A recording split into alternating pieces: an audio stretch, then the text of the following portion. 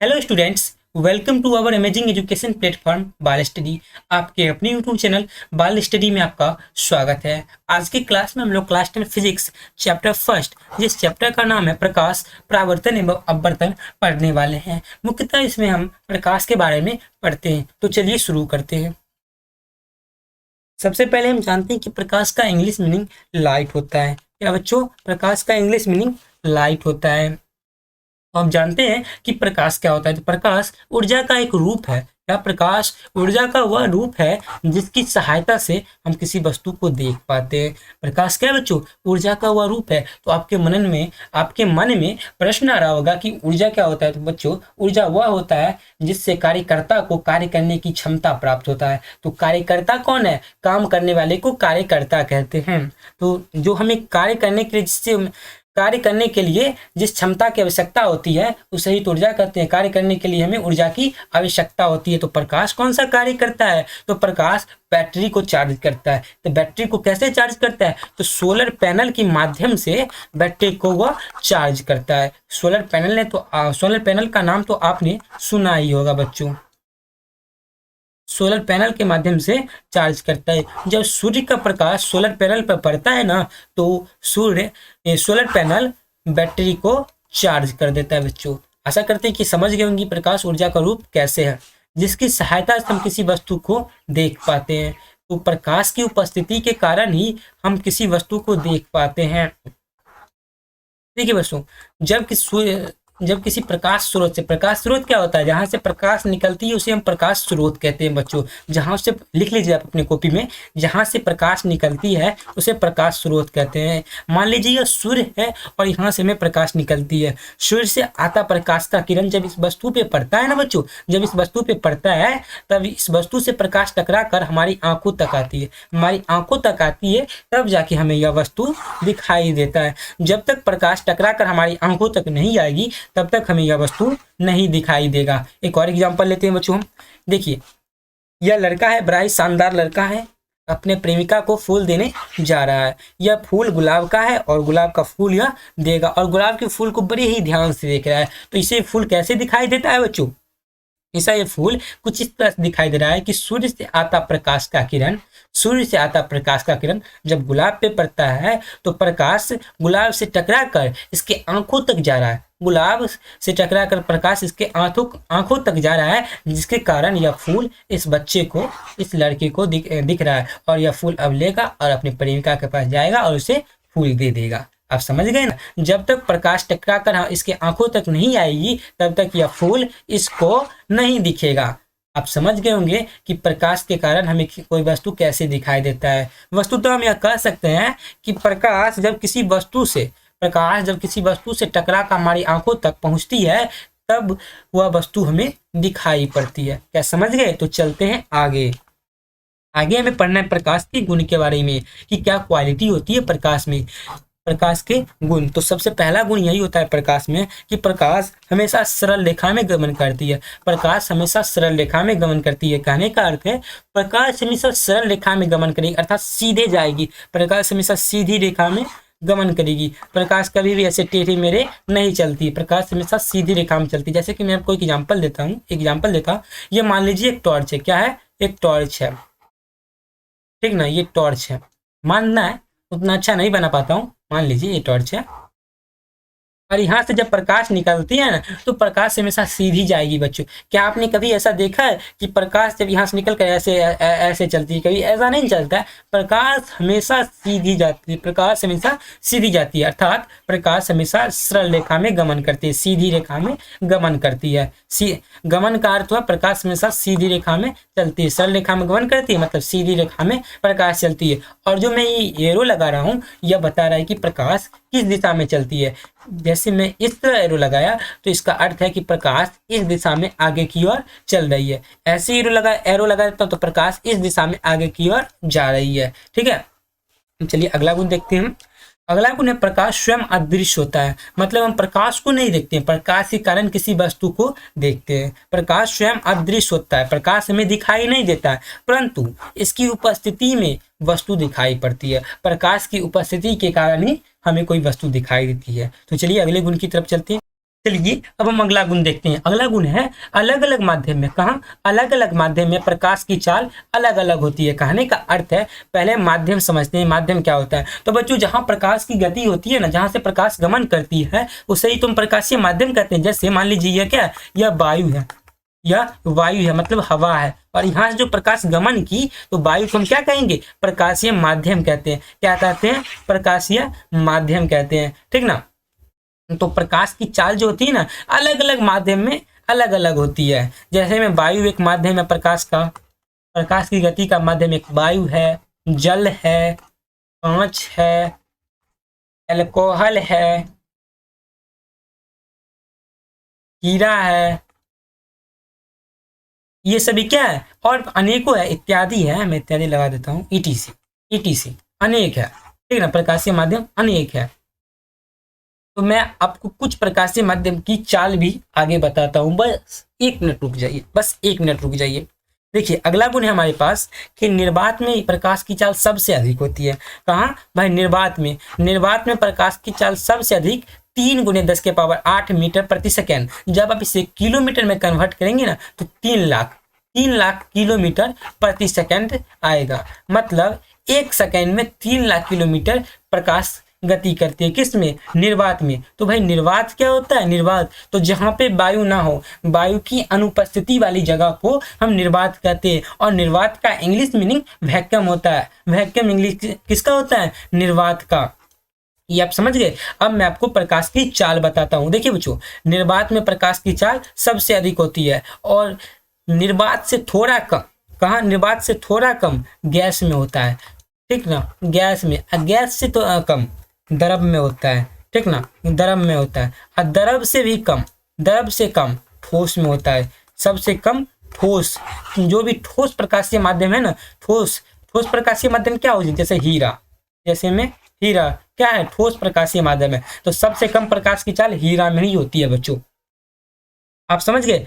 सबसे ज्यादा प्रकाश की चाल निर्वात में, उससे कम गैस में, उससे कम द्रव में, और उससे भी कम ठोस में होता है। तो मैं आपको बताता हूं कि निर्वात में प्रकाश की चाल 3 × 10⁸ मीटर प्रति सेकेंड होती है। और निर्वात से थोड़ा कम, निर्वात से थोड़ा कम वायु में होता है, और वायु से कम जल में होता है। जल में कितना होता है? जल में कितना होता है? 2.25 × 10⁸ मीटर प्रति सेकेंड। ठीक ना? कहने का अर्थ है कि 2,25,000 किलोमीटर प्रति सेकेंड। 1 सेकेंड में 2,25,000 किलोमीटर। समझ गए? ये हुआ जल के लिए। अब मैं बताता हूं कांच के लिए। कांच में है 2 × 10⁸ मीटर प्रति सेकेंड। मतलब 1 सेकेंड में 2 लाख किलोमीटर। ये मीटर में हो रहा है बच्चों, ध्यान दीजिएगा, मीटर में है ये। मतलब 1 सेकेंड में इतना मीटर दूरी प्रकाश तय करता है। इतना मीटर, कितना मीटर? 2 × 10⁸ मीटर इतना दूरी तय करता है। कितने सेकेंड में? बस 1 सेकेंड में। समझ गए? अब मैं आपको हीरा में भी बता देता हूँ।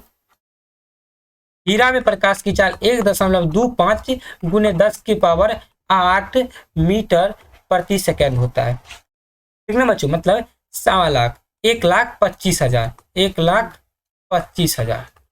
ठीक ना? 1 सेकेंड में इतना किलोमीटर प्रकाश गति करता है।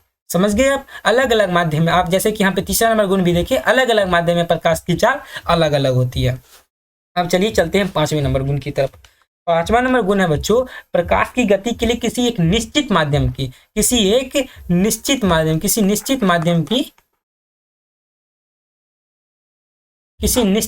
की आवश्यकता नहीं होती है। मतलब बच्चों, प्रकाश की जो गति होती है किसी भी माध्यम में हो सकती है, चाहे वो वायु हो, जल हो, कांच हो, किसी भी माध्यम में प्रकाश गति कर सकता है। अब अगले गुण की तरफ चलते हैं। अगला गुण है बच्चों, प्रकाश ऊर्जा का एक रूप है। यह गुण हम आपको पहले ही बहुत अच्छे तरीके से समझा चुके हैं। चलिए, आपकी क्लास 10 में बस इतना ही गुण पढ़ना है, और गुण हम आपको बताएंगे। ठीक ना? जो आपको हायर क्लास में पढ़ना है, फिर भी हम आपको कुछ झलक दे देते हैं।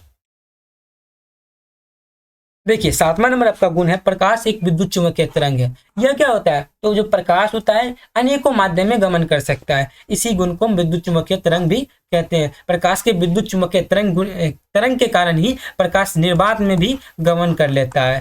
प्रकाश में विद्युत चुम्बकीय तरंग जैसा गुण होता है, इसी कारण ही प्रकाश निर्वात में गमन करता है। प्रकाश के पास यदि ये गुण नहीं होता तो प्रकाश निर्वात में भी गमन नहीं करता। यह एक ऐसा गुण है जिसके कारण प्रकाश किसी भी माध्यम में गमन कर सकता है। चलिए 8वां नंबर गुण की तरफ चलते हैं। 8वां नंबर गुण समझाने से पहले मैं आपको समझा देता हूँ कि मान लीजिए यह कोई दीवार है और यहाँ से एक रस्सी लगा हुआ है। जैसे ही आप इस रस्सी को हिलाएंगे तो यह रस्सी पूरा ऐसे ऐसे हिलेगा। हिलता है ना बच्चों, पूरा हिलेगा ना। उसी प्रकार मान लीजिए यह एक टॉर्च है, ठीक ना। इससे प्रकाश जाती है। आप टॉर्च को मान लीजिए यहाँ ले गए उठा के, तो प्रकाश भी यहीं से आएगी ना, प्रकाश भी यहीं से जाएगा। इसी को हम कहते हैं अनुप्रस्थ तरंग। थोड़ी मैं झलक दिया, ये पूरा बात नहीं है, आपको पूरी बात क्लास 12th में पढ़ने को मिलेगी। तरंग के बारे में आपको क्लास 12th में पढ़ना है। सॉरी बच्चों, क्लास 12th में तरंग के बारे में आपको पढ़ना है। चलिए 9th नंबर गुण की तरफ चलते हैं। देखिए 9th नंबर गुण है आपका, प्रकाश का वेग विरल माध्यम में अधिक और सघन माध्यम में कम होता है। मतलब दो माध्यम की यदि हम तुलना करते हैं तो जिस माध्यम में प्रकाश की चाल अधिक हुई ना, उसे हम विरल माध्यम कहते हैं, और जिस माध्यम में प्रकाश की चाल कम है उसे ही हम सघन माध्यम कहते हैं। जैसे में हम वायु और जल की बात करते हैं, तो वायु में तो प्रकाश की चाल ज्यादा है ना, वायु में प्रकाश की चाल ज्यादा है, इसीलिए हम वायु क्या हो जाएगा, विरल माध्यम, और जल क्या हो जाएगा, सघन माध्यम। एक बात और बच्चों, प्रकाश निर्वात में प्रकाश की चाल और वायु में प्रकाश की चाल को बराबर माना जाता है, ठीक ना। तो बराबर क्यों माना जाता है कि क्योंकि थोड़ा ही कम होता है, निर्वात से थोड़ा कम होता है, लगभग बराबर ही होता है, इसीलिए इन दोनों का प्रकाश की चाल हमेशा बराबर माना जाता है। तो आप हमेशा याद रखिएगा, आपसे एग्जाम में यह भी पूछा जा सकता है कि वायु में प्रकाश की चाल कितनी होती है, तो 3 × 10⁸ मीटर प्रति सेकेंड। यहाँ पे एक बात और, आपसे यदि यह पूछते कि यहाँ पे मीटर ना दे के किलोमीटर दे दे तो 3 × 10⁵ किलोमीटर प्रति सेकेंड हो जाता है। समझ गए? इसको हम मीटर को जब आप किलोमीटर में चेंज करेंगे ना तो कुछ इसी तरह से आएगा, यही आएगा, कुछ अलग नहीं, बस यही आएगा, ठीक है। अगला गुण देखते हैं। प्रकाश पर विद्युत क्षेत्र और चुंबकीय क्षेत्र का कोई प्रभाव नहीं पड़ता है बच्चों। प्रकाश जो होता है, प्रकाश पर विद्युत क्षेत्र और चुंबकीय क्षेत्र का कोई प्रभाव नहीं पड़ता है। इस तरह आपका 10 गुण कंप्लीट हुए। आशा करता हूं कि आपको वीडियो अच्छा लग रहा होगा। तो चलिए आगे चलते हैं। देखिए यह नोट है, आपसे कोई भैया हुए, आपके पापा हुए, पूछ सकते हैं कि सूरज से प्रकाश को पृथ्वी के तल तक आने में कितना समय लगता है। तो वो समय 8 मिनट 20 सेकेंड लगता है, ठीक ना। मतलब ये मान लीजिए सूर्य है, अब मान लीजिए ये मान लीजिए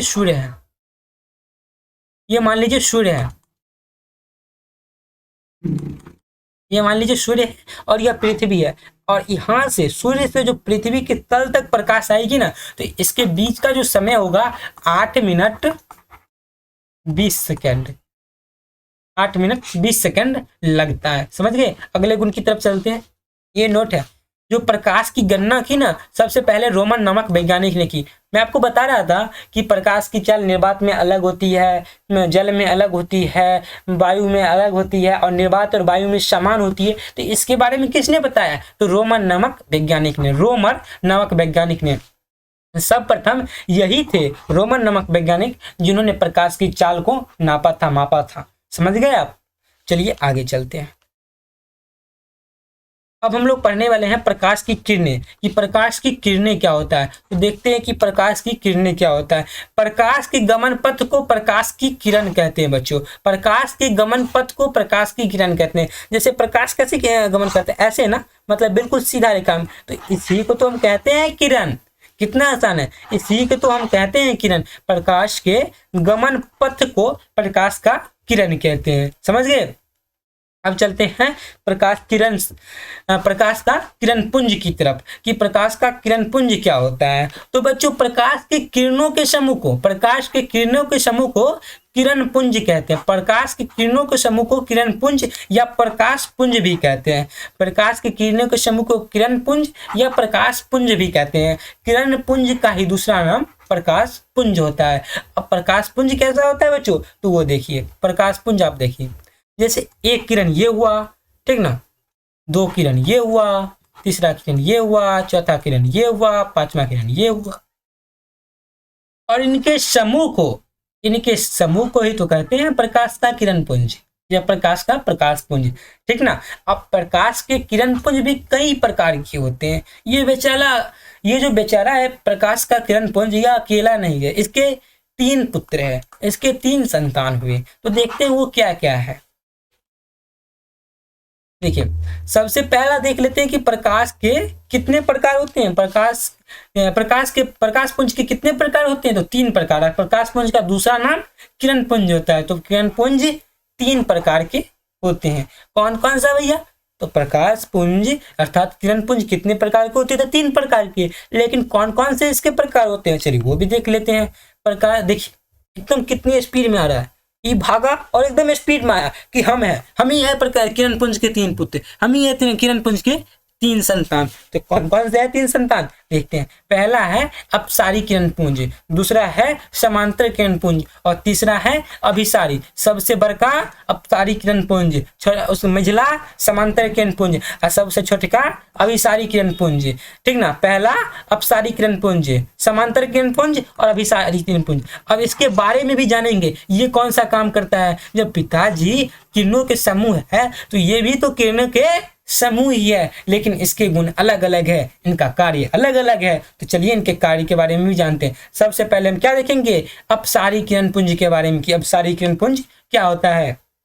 तो बच्चों, जिस किरण पुंज की सभी प्रकाश की किरणें एक बिंदु से निकलकर विभिन्न दिशाओं में फैल जाती है, उसे अपसारी किरण पुंज कहते हैं। जिस किरण पुंज की सभी प्रकाश की किरणें एक बिंदु से निकलकर फैल जाती, विभिन्न दिशाओं में फैल जाती है, उसे अपसारी किरण पुंज कहते हैं। जैसे हम आप एग्जांपल देखिए इस बिंदु से, ठीक ना, इस बिंदु से प्रकाश की किरण निकली, इधर चली गई, फिर इधर चली गई, फिर इधर भी चली गई, इधर भी चली गई और इधर भी चली गई। तो विभिन्न दिशाओं में क्या हो रही है, फैल रही है। तो ऐसा एग्जांपल आपको टॉर्च के साथ देखने को मिलेगा, आपके घर में जो लाइट होगा उसके साथ देखने को मिलेगा, बल्ब के साथ देखने को मिलेगा कि टॉर्च से प्रकाश निकलता है, अब भाग जाता है, इधर इधर इधर सभी दिशा में भाग जाता है। तो क्या है, अपसारी किरण पुंज है, ठीक ना। किरणों के समूह को किरण पुंज कहते हैं। और अपसारी किरण पुंज में क्या होता है, एक बिंदु से निकलकर विभिन्न दिशाओं में फैलता चला जाता है।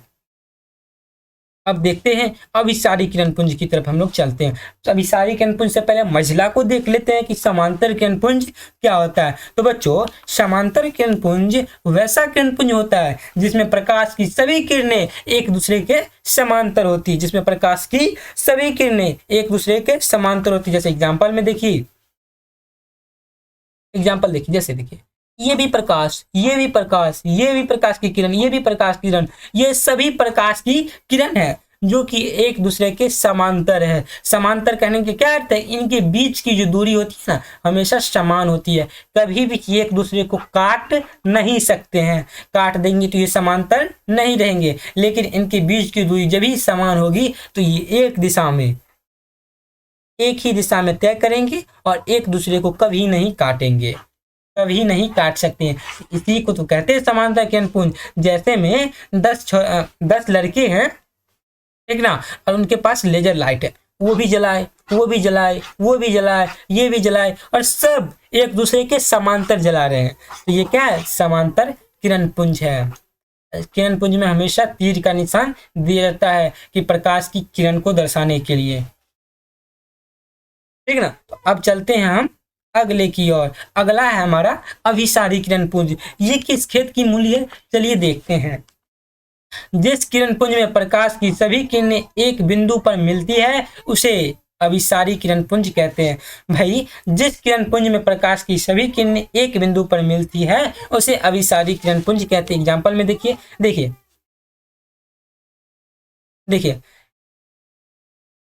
ये जो प्रकाश किरण सभी दिशा से आई और एक बिंदु पर मिल रही है, सभी दिशा से आ रही है और एक बिंदु पर यहाँ पे मिल जाएगी, इधर से भी आई और एक बिंदु यहाँ पर मिल रही है। तो यही क्या है, यही तो अभिसारी किरण पुंज, यही क्या है, यही तो है अभिसारी किरण पुंज, यही तो है अभिसारी किरण पुंज। ऐसा कारनामा आप लोगों ने बचपन में बहुत किया है। आप लोगों की ज्योमेट्री बॉक्स में क्या भाई, ज्योमेट्री बॉक्स में कुछ इस तरह का एक आता था ना, जिसपे सूर्य का कुछ इसी तरह का आता था ना। हाँ, इसी तरह का आता था। हाँ, ऐसा हैंडल आता था पकड़ने वाला, और यहाँ पे लेंस लगा रहता था, और सूर्य का प्रकाश इस पे आता था, और सभी सूर्य की प्रकाश एक जगह पर केंद्रित हो जाता था। इधर से भी सूर्य का प्रकाश आया, इधर से भी सभी किरण आती थी और एक जगह पर केंद्रित होती थी, जिसके कारण इसके नीचे में जो एक पेपर रखा रहता था वह जल जाता था। तो आप वही बचपन वाली किस्सा को याद कीजिए, आपको अभी सारे किरण पुंज अच्छे से समझ में आ रहा होगा। ठीक ना, आ रहा है ना, मजा आ रहा है फिजिक्स पढ़ने में?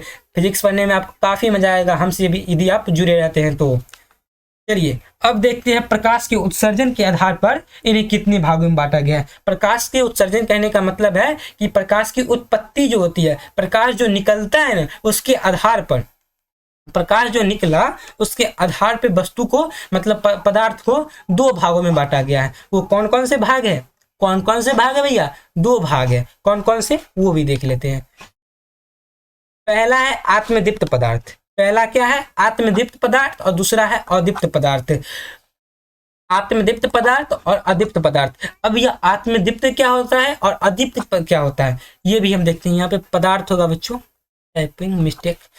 आत्मदीप्त पदार्थ, प्रकाश के उत्सर्जन के आधार पर पदार्थ को कितने भागों में बांटा गया है? तो दो भागों में। याद रखिए, कभी कभी ऑब्जेक्टिव में पूछ देता है, ठीक ना, कभी कभी ऑब्जेक्टिव में पूछ देता है कि प्रकाश के उत्सर्जन के आधार पर पदार्थ को कितने भागों में बांटा गया है? दो भागों में बांटा गया है। पहला आत्मदीप्त पदार्थ, दूसरा अदीप्त पदार्थ। चलिए शुरू, पहले देखते हैं कि आत्मदीप्त पदार्थ क्या होता है। तो बच्चों, आत्मदीप्त पदार्थ वह होता है जो स्वयं प्रकाश को उत्सर्जित करता है, मतलब स्वयं प्रकाश को बनाता है, अपने से प्रकाश निकालता है। जैसे देखिए, सूर्य के पास अपना प्रकाश है, जिसके पास अपना प्रकाश है, जिसके कारण यह चमकता है। सूर्य के पास अपना प्रकाश है, जिसके कारण यह चमकता है, अर्थात जिससे खुद का प्रकाश निकले उसे ही हम कहते हैं आत्मदीप्त पदार्थ। जिससे खुद का प्रकाश निकले उसे ही तो आत्मदीप्त पदार्थ कहते हैं।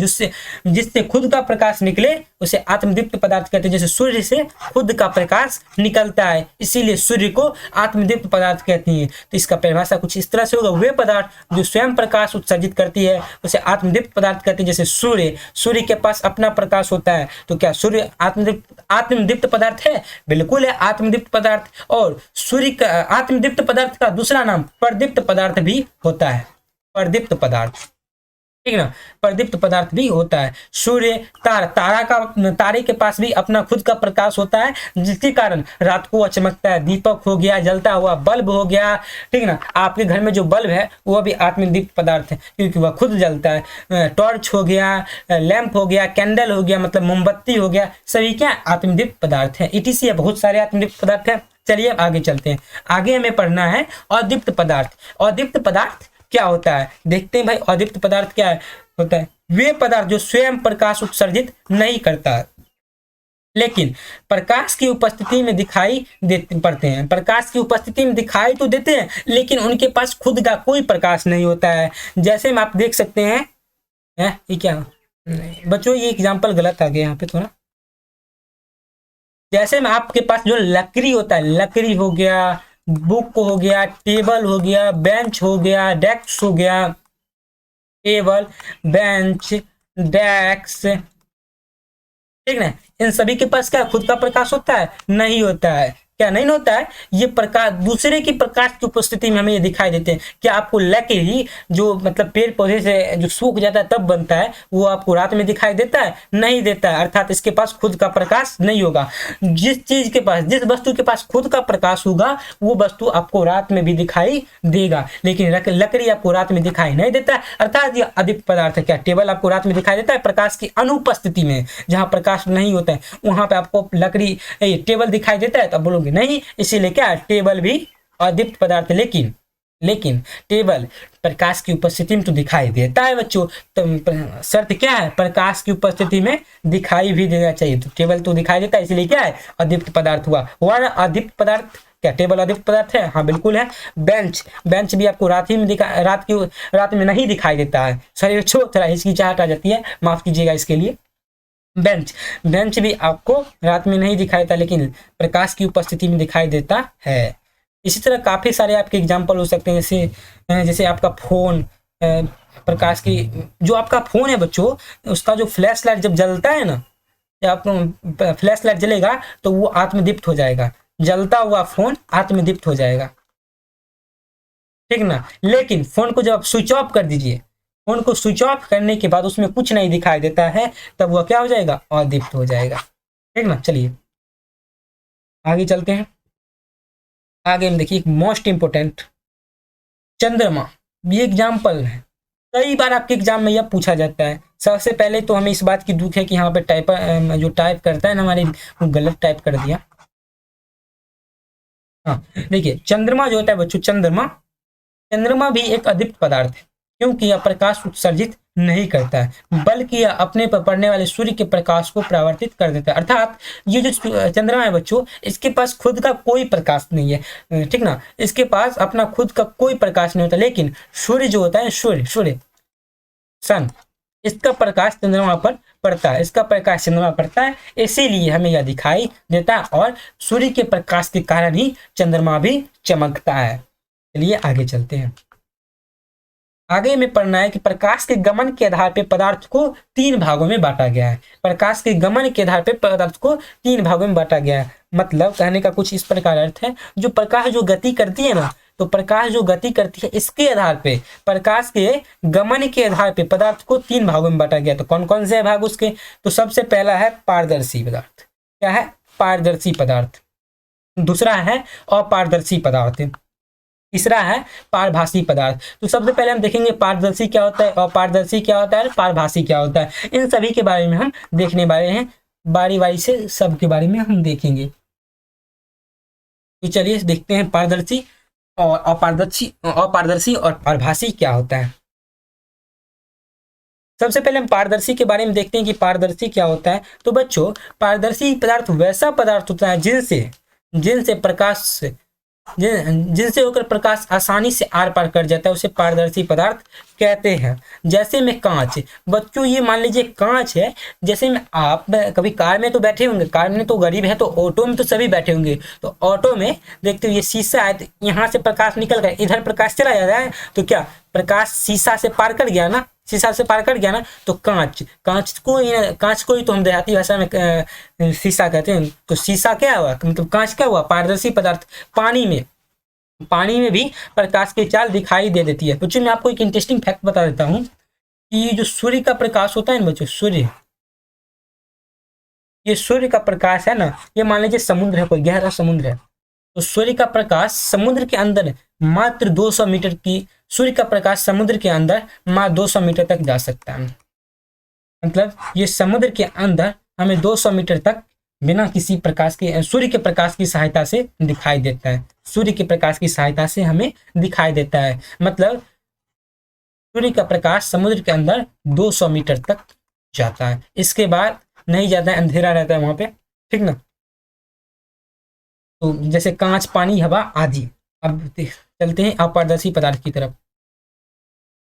देखिए वैसे पदार्थ जिनसे होकर प्रकाश आर पार नहीं कर पाता है, उसे अपारदर्शी पदार्थ कहते हैं। जैसे में कांच, पानी, फिर से गलत आ गया बच्चों, यहाँ पे भी थोड़ी सी मिस्टेक है, यहाँ पे कांच नहीं होगा, क्योंकि कांच से, देखिए आप ही लोग सोचिए, कांच से तो प्रकाश पार कर जाता है, इसीलिए कांच क्या होगा, अपारदर्शी पदार्थ नहीं होगा। ये कांच का हो जाएगा, पारदर्शी पदार्थ होगा। पानी से भी प्रकाश पार कर जाता है, इसीलिए पानी भी पारदर्शी होगा, अपारदर्शी नहीं होगा। हवा से भी प्रकाश पार कर जाता है, इसलिए हवा क्या हो जाएगा, पारदर्शी होगा, अपारदर्शी नहीं होगा। ये सब एग्जाम्पल गलत लिख दिया है टाइपर, टाइपिंग बहुत ज्यादा ही गलत किया है, ठीक ना। तो इसका एग्जाम्पल मैं आपको बताता हूँ। जैसे में लकड़ी, मोटा कॉपी, लोहा, टेबल, ईंट, लक्कड़, इन सभी से प्रकाश क्या होता है, पार नहीं कर पाता है, इसीलिए क्या हो जाएगा, अपारदर्शी पदार्थ। अपारदर्शी पदार्थ के आप एग्जाम्पल में अच्छे एग्जाम्पल लिख लीजिए। जैसे में लकड़ी हो गया, बेंच हो गया, टेबल हो गया, आपका बैग हो गया, कॉपी हो गया, बुक हो गया, ये सब क्या है, अपारदर्शी पदार्थ है। चलिए आगे चलते हैं। पारभासी पदार्थ, देखते हैं बच्चों पारभासी पदार्थ क्या होता है। तो सबसे पहले हम पारभासी पदार्थ का परिभाषा देखते हैं। तो वैसे पदार्थ जिनसे होकर प्रकाश का कुछ भाग ही बाहर निकल पाता है, जिससे पूरा प्रकाश नहीं जाएगा, लेकिन जैसे प्रकाश इतना तेजी से गया तो इसका कुछ अंश बाहर इधर आ जाता है। तो वैसे पदार्थ को क्या कहते हैं? पारभासी पदार्थ वैसे पदार्थ को कहते हैं। एग्जाम्पल के लिए आप जैसे देख सकते हैं, तेल लगा कागज। क्या बच्चों? कागज में जब आप तेल लगा दोगे ना, कागज में तेल लगा दोगे तो पूरा प्रकाश तो पार नहीं करेगा, लेकिन प्रकाश का आंशिक भाग उस कागज से, मान लीजिए इसमें तेल लगा है बाहर से, तो जैसे इतना प्रकाश आया तो ये पूरा प्रकाश इधर नहीं आएगा, इसका थोड़ा भाग इधर चला आएगा, थोड़ा सा भाग इधर भी चला आएगा। घिसा हुआ कांच से तो पूरा प्रकाश पार कर जाता है, लेकिन बच्चों मान लीजिए कांच है, इधर से हम इसको घिस देते, इधर से घिस देंगे तो प्रकाश का पूरा भाग बाहर नहीं आएगा, थोड़ा भाग इधर चला आएगा। और देखिए घना धुआं, जो धुआं होता है ना बच्चों, मान लीजिए घना धुआं है तो धुआं से प्रकाश पूरा एकदम तेजी में जाएगा, लेकिन धीरे धीरे थोड़ा कम होते चला जाएगा, मतलब पूरा पार नहीं कर पाता। जैसे धुआं यहाँ तक था, यहाँ तक तेजी में आएगा, लेकिन यहाँ तक इसका ही मतलब थोड़ा स्लो हो जाता है और कम प्रकाश पार करता है। कुहासा, ठंडे महीने में जो कुहासा लगता है उससे भी आंशिक रूप से प्रकाश पार कर जाता है, क्योंकि दूर की वस्तु हमें वहां पे भी दिखाई नहीं देती है। पास की वस्तु दिखाई देती है, लेकिन दूर की वस्तु नहीं दिखाई देती है। हल्के बादल भी इसके एग्जाम्पल में चले आएंगे इत्यादि। चलिए आगे चलते। अब देखते हैं बच्चों हम लोग प्रकाश का प्रकीर्णन क्या होता है। तो बच्चों जब सूर्य से आती प्रकाश की किरणें जब सूक्ष्म कण जैसे वायु के अणु या धूल कण पे पड़ता है तो वे कण उन पे पड़ने वाली प्रकाश की कुछ ऊर्जा को अवशोषित कर फिर उसे चारों ओर विकृत कर देते, मतलब फैला देते हैं। इसी प्रक्रिया को प्रकाश का प्रकीर्णन कहते हैं। देखिए एग्जाम्पल समझते हैं। देखिए बच्चों मैं आपको एग्जाम्पल से समझा देता हूँ। यह मान लीजिए सूर्य है, ठीक ना, सूर्य है ये।